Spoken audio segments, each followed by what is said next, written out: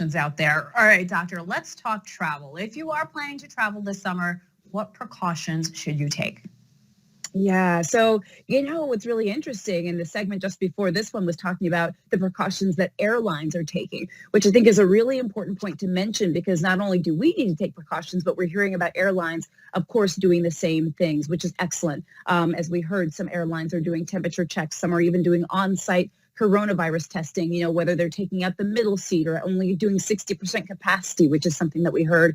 That is reassuring that airlines are working their hardest. We must also do our part as well. I'm going to sound like a broken record. Go back to your state and local governments, because, for example, in where I live right now, I live in Philadelphia. Where I live, it's still not we're still not supposed to travel unless it's essential travel. And that will be the case still for some other people. So if you are able to travel and you choose to, washing your hands is the best bet. 20 seconds, warm soapy water. Carry that hand sanitizer with you as well, and use it frequently. Do not touch your face. Just be careful of the things that you touch.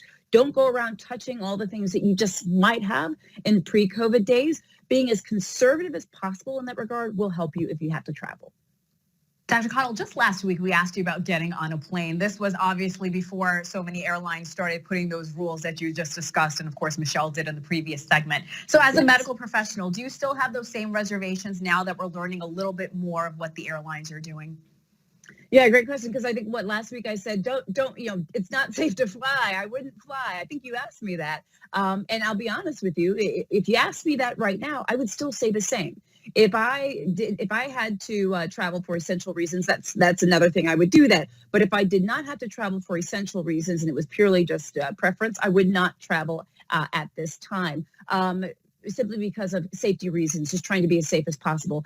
I do think that we are moving forward. Every week in this coronavirus pandemic is different. So this week is not the same as last week, and we are moving forward. However, we have to remember, if we keep these principles in mind, social distancing is our best friend, and also being mindful of our risk category. We have to do that.